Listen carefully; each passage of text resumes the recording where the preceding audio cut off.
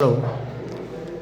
तो देखिए, last class के अंदर हमने जो पढ़ा है विभिन्न प्रकार के रुधिर वर्गों के बारे में हमने पढ़ा है कि रुधिर वर्ग जो है वो कितने प्रकार के होते हैं। तो हमने कहा कि प्रतिजन के आधार पर रुधिर वर्गों को मुख्य रूप से 4 भागों में बांटा था, जिन्हें क्रमश से हमने ए बी व ओ कहा था।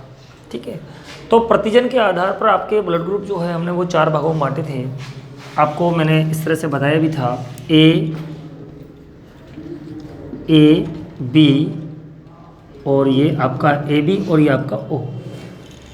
तो प्रतिजन के आधार पर, चूंकि इसमें प्रतिजन जो है बी पाई जाती है इसलिए ब्लड ग्रुप बी कहा जाता है। इसमें प्रतिजन ए पाई जाती है इसीलिए इसे जो है ब्लड ग्रुप ए कहा जाता है। ओ या जीरो जो है इसमें किसी भी प्रकार की कोई प्रतिजन नहीं होती इसीलिए इसे ब्लड ग्रुप ओ कहा जाता है। और इसमें प्रतिजन ए और बी दोनों ही पाई जाती है इसलिए इसे ए बी कहा जाता है। इसकी तमाम जो चर्चाएं हमने कर ली थी। इसके बाद आपसे मैंने ये भी कहा था कि ओ वाला जो है वो ए बी वाले को रुधिर दे सकता है, ए को दे सकता है, बी को दे सकता है और ओ को भी दे सकता है। क्योंकि इसमें प्रतिजन का अभाव होता है इसलिए सभी रुधिर वर्गों को जो रुधिर दे सकता है इसकी इसी क्षमता के कारण ही इसे सर्वदाता कहा जाता है। तो सर्वदाता रुधिर वर्ग जो है वो कौन सा है? ओ है। इसके बाद ए बी वाले की बात करते हैं तो ये ए से भी ब्लड ले सकता है, बी से भी ले सकता है और ए बी से भी ले सकता है। इसकी इसी क्षमता के कारण ही, चूंकि इसमें प्रतिजन ए और बी दोनों ही होती है लेकिन इसमें प्रतिरक्षी का अभाव होता है, प्रतिरक्षी नहीं पाई जाती है, इसी कारण जो है ये सभी रुधिर वर्गों से रुधिर ग्रहण कर सकता है। इसीलिए जो है इसे सर्वग्राही कहा गया है। क्या कहा गया है? सर्वग्राही कहा गया है। लेकिन दे किसको सकता है? केवल ए बी वाले को। ओ वाला जो है किससे ले सकता है? केवल ओ से ले सकता है। बी की बात करें तो ये बी को दे सकता है, बी वाला बी को दे सकता है, ए बी को दे सकता है, लेकिन ले किससे सकता है? एक बी से और ओ से। ए वाला ए को दे सकता है, ए बी को दे सकता है, लेकिन लेगा किससे? ए से और ओ से ले सकता है। तो ये सारी बातें तमाम जो है रुधिर अध्ययन का रेखा चित्र जो है मैंने आपको बनवाया था, लास्ट क्लास के अंदर भी ये चीज़ का जिक्र किया था। तो हमने कहा था कि प्रतिजन के आधार पर ब्लड ग्रुप जो है वो 4 प्रकार के होते हैं। How many types of the blood group on the base of antigen. तो हमने बात की है कि साहब there are 4 types of the blood group. कितने प्रकार के होते हैं? 4 प्रकार के होते हैं, जिसके बारे में हमने पढ़ भी लिया है, जिक्र भी कर लिया है। अब देखिए एक और यहाँ से हमारा प्रश्न बैठ रहा है। अब प्रश्न क्या है देखिए कि प्रतिजन ए व बी के अलावा, प्रतिजन ए व बी के अलावा भी आरबीसी की सतह पर, आरबीसी मतलब लाल रुधिर कणिकाओं की सतह पर, आरबीसी की सतह पर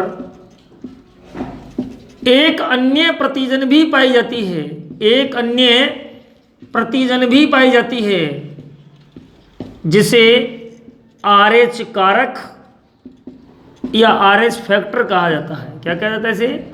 आरएच कारक या आरएच फैक्टर इसे कहा जाता है। अब बात करते हैं, हमने बात की कि रुधिर में प्रतिजन ए व बी के अलावा भी एक अन्य प्रकार की प्रतिजन पाई जाती है। एक अन्य प्रकार की जो है आरबीसी की सतह पर एक अन्य प्रतिजन एंटीजन स्थित होती है, इसे आरएच कारक या आरएच फैक्टर कहा जाता है। जिन लोगों के शरीर में ये आरएच कारक पाया जाता है उन्हें आरएच पॉजिटिव या आरएच धनात्मक कहा जाता है। क्या कहते हैं इन्हें? आरएच कारक या आरएच धनात्मक कहा जाता है। जिन व्यक्तियों के रुधिर में आरएच कारक नहीं पाया जाता उन्हें आरएच नेगेटिव या आरएच ऋणात्मक कहा जाता है। ठीक है, ऋणात्मक कहा जाता है। समझने का प्रयास कीजिए। हमने बात की है रुधिर में प्रतिजन ए व बी के अलावा भी, किसमें? रुधिर में प्रतिजन ए व बी के अलावा भी आरबीसी की सतह पर एक अन्य प्रकार की प्रतिजन पाई जाती है जिसे आरएच कारक या आरएच फैक्टर कहा जाता है। तो जिन व्यक्तियों के रुधिर में आरएच कारक होता है उन्हें आरएच धनात्मक कहा जाता है, जिनके रुधिर में ये नहीं होता है उन्हें आरएच ऋणात्मक या आरएच नेगेटिव कहा जाता है। संपूर्ण विश्व में 85% ऐसे लोग हैं जो आरएच धनात्मक पाए होते हैं और विश्व में 15% ऐसे लोग हैं जो आरएच ऋणात्मक होते हैं। संपूर्ण विश्व में कितने प्रतिशत लोग जो RH धनात्मक होते हैं? 85% होते हैं। नेगेटिव की बात करें, ऋणात्मक की बात करते हैं तो निश्चित रूप से जो है कितने होते हैं? 15% लोग ऐसे होते हैं। क्लियर हो गया?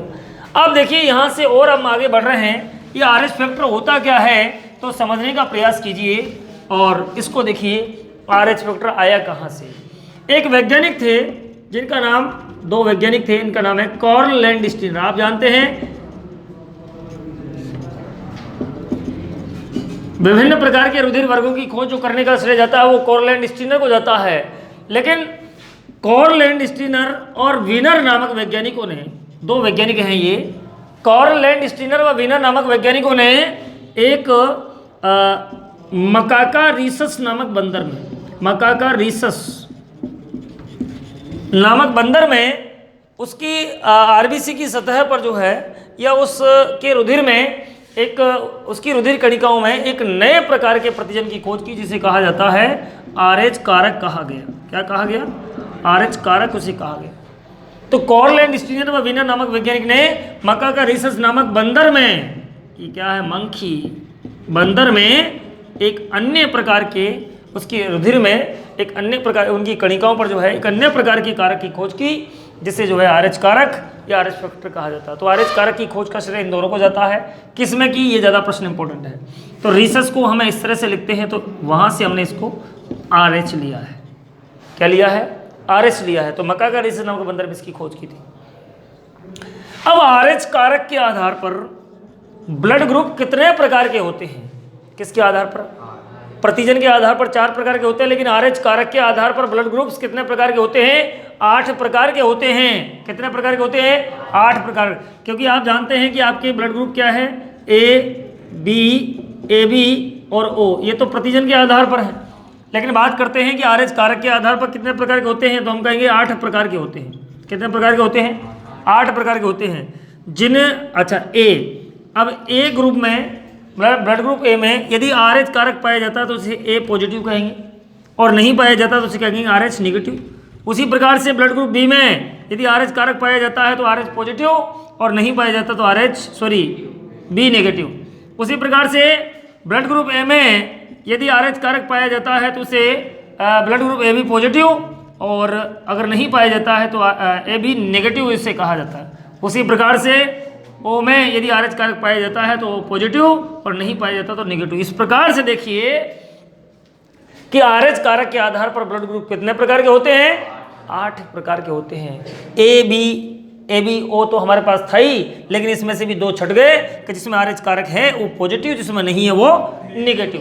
तो इस प्रकार से एक का आपके 2 भागों में बट गया है। तो समझने का प्रयास कीजिए। बहुत नॉर्मल से प्रश्न हमारे यहाँ पर से आ रहे हैं और हर तथ्य को समझना भी जरूरी होता है, हर पॉइंट को समझना भी नितांत आवश्यक है। रीजन उसका ये है कि आपके ऐसे प्रश्न आज अधिकतर जो है ज़्यादातर रूप से पूछे जा रहे हैं। तो ध्यान रखिए आप कि यह होता क्या है। तो समझ गए आप? तो RH कारक के आधार पर ब्लड ग्रुप कितने प्रकार के होते हैं? 8 प्रकार के होते हैं। ये बात भी आपकी क्लियर होगी। इसके बाद एक और प्रश्न हमारे जहन में निकलता है, और वो प्रश्न क्या है कि रुधिर दान करने से पहले, रक्तदान करने से पहले RH कारक का भी मिलान करना आवश्यक होता है। क्यों? कारण बताइए।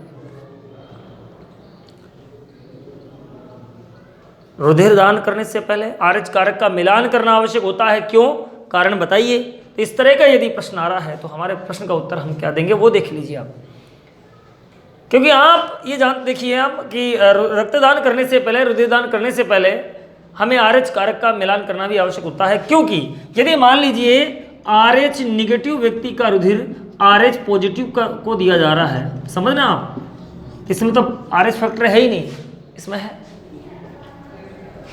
तो RH नेगेटिव व्यक्ति का रुधिर RH पॉजिटिव को दिया जा रहा है तो इस व्यक्ति के शरीर में एक विशेष प्रकार की, मतलब प्रतिरक्षी का निर्माण होगा जिसे IgG कहा जाता है। क्या कहा जाता है?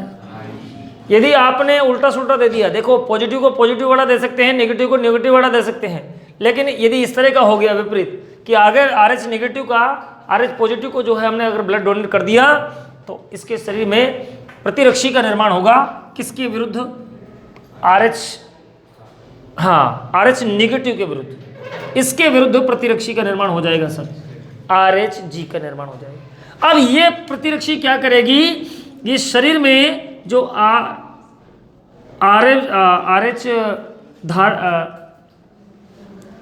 RH कारकधारी जो RBCs हैं, लाल रुधिरी कणिकाएं हैं, उनको क्या करेगी, समूहन कर देगी।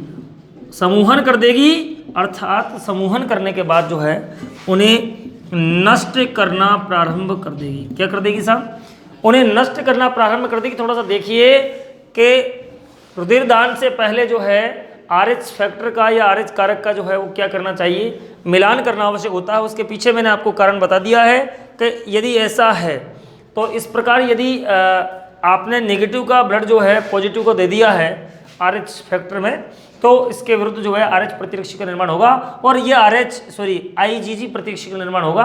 और ये IgG प्रतिरक्षी जो है ये जो लाल रुधिर कणिकाएं जो हैं आपकी शरीर की, उन्हें जो है क्या हो जाएगा साहब, उनका समूहन होना प्रारंभ हो जाएगा।